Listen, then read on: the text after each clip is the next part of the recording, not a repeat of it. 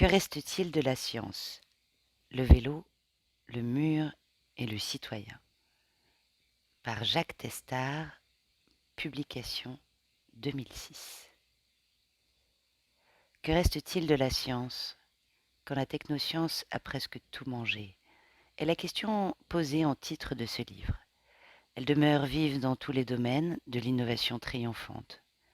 La défense de la vérité et celle du bien commun passe par la résistance à l'hégémonie des marchés sur la recherche scientifique. Il s'agit donc de défendre les lanceurs d'alerte, ces sentinelles de l'innovation, réduites au silence et souvent au désespoir par les porteurs d'intérêt qu'ils mettent en cause. Il s'agit aussi de réformer l'expertise en exigeant qu'elle respecte l'indépendance contre les conflits d'intérêts des experts, le contradictoire en ne négligeant aucune des diverses positions exprimées, et la pluridisciplinarité. Le génie génétique n'est pas l'affaire des généticiens ni la procréation celle des biomédecins. De telles notions, fortement négligées il y a quelques années, sont devenues presque évidentes en France.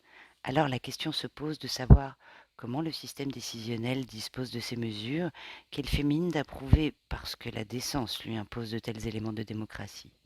Il est évident que le plus souvent, les décisions sont purement politiques et que dans un faisceau d'opinions exprimées par diverses institutions ou personnalités, le décideur choisit la solution désormais renommée science saine, qui est le mieux conforme à sa stratégie économico-politique.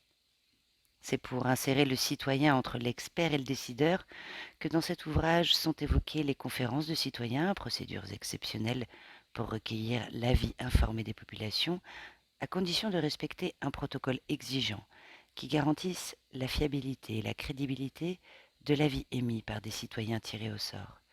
Un tel protocole a été défini par la Fondation Sciences Citoyennes avec l'aide assidue de sociologues et de juristes, et une proposition de projet de loi était rendue publique en 2007, quelques mois après la parution de ce livre.